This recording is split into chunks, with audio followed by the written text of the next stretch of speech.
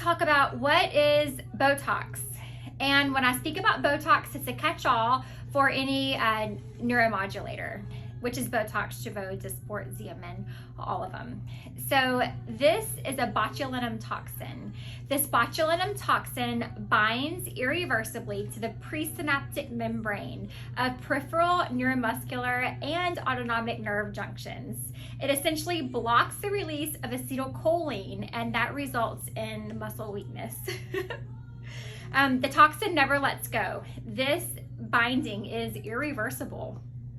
It wears off by the generation of new presynaptic membranes. The muscle is fine. It doesn't damage your muscle at all. The muscle just simply never receives the signal because of the blocking of acetylcholine to contract.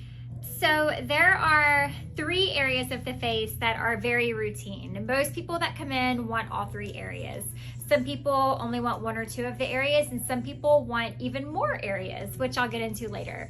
But the 3 most commonly toxed areas are the glabella area, the frontalis, and the crow's feet. So we'll start with the glabellar area. Here, it is a combination of 5 muscles. This muscle here is the procerus. This is the depressor supercilii, and then underneath these 2, you have the corrugator supercilii, which originates right here on the corner of that orbital bone.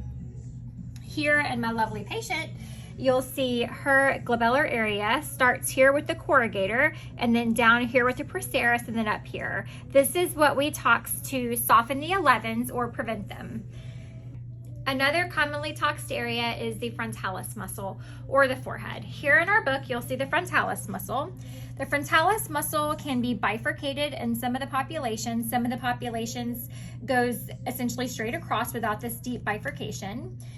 Here in Samantha, her frontalis muscle is of course her forehead muscle. The forehead muscle is responsible for raising and lowering the eyebrows.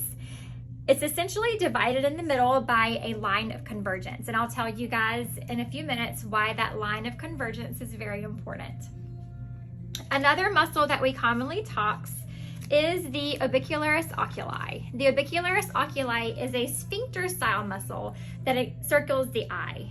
So here, you'll see the orbicularis oculi, and whenever it contracts, it brings the eye together in a wink.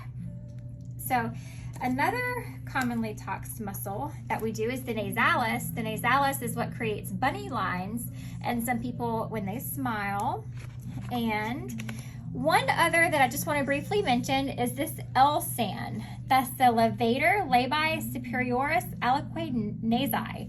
That's a mouthful, right? This is what we tox to drop the top lip for a gummy smile. So people come to us all the time wanting a brow lift, and a lot of times we can give it to them, but sometimes it can be a catch-22. I'm going to teach you guys about a brow lift. So certain muscles relax a certain way. So whenever we relax the orbicularis oculi muscle, it relaxes up and out. So in this direction. So when we tox the crow's feet area, she will get a nice brow lift, and that will be really pretty.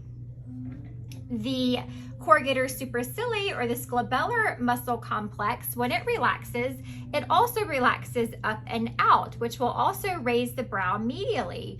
And it relaxes that direction because you have to really think about the origin and insertion of the muscle. It always originates on a bone and inserts into soft tissue. I mean, sometimes muscles also insert into bone, but we're just talking about these muscles, and these muscles originate on bone and insert into soft tissue. But the way it relaxes is always going to be the direction of the soft tissue because you can't move the bone. So this muscle originates down here and then inserts up here, so it's going to relax up and out. However, this frontalis muscle, that's the tricky one. Whenever you relax the frontalis muscle, it tends to relax down below the line of convergence. The line of convergence is essentially a line down the middle of the forehead. When we tox down here, it tends to really make the eyebrows feel heavy. Does that mean we cannot tox below the line of convergence? No, that just means we have to be very careful with toxing below the line of convergence. You want to be sure we do microtox. We do it all the time, every day, and we very rarely drop a brow. When you tox above the line of convergence, the top path, you can really be more aggressive. You can put all the tox up there that you think you need, because it might even actually pull the hairline back a little bit, which a lot of people really love. So that's how Botox or any tox can really be a culprit for dropping the brows. But if you go to an experienced provider, they should really know their anatomy, and they won't make that mistake. All right, so let's talk about your expectations with Botox. Can you come in with a bunch of deep set wrinkles and expect Botox to make them go away? No, that's not how it works. Botox is technically a wrinkle preventer, not a wrinkle reverser. However, it can really help a ton with those deep set wrinkles. So what's going to happen is the muscle weakens. Because the muscle weakens, the skin is not coming together as often, causing the wrinkle to look deeper and deeper. Over time, whenever you have that muscle weak, meaning have tox in it, and you're faithful to your tox, meaning getting it again before it wears off completely, those muscles will atrophy, your muscle memory will change, and that wrinkle will significantly soften. Some people do see 100% reversal of a wrinkle after about 9 months to a year. It is not an immediate gratification kind of thing. I wish it were. So essentially, when you have a wrinkle and you're actively trying to reverse it, you have to stay on top of it. You want to keep that muscle with tox about every 90 days until you're satisfied with how much the wrinkle has resolved.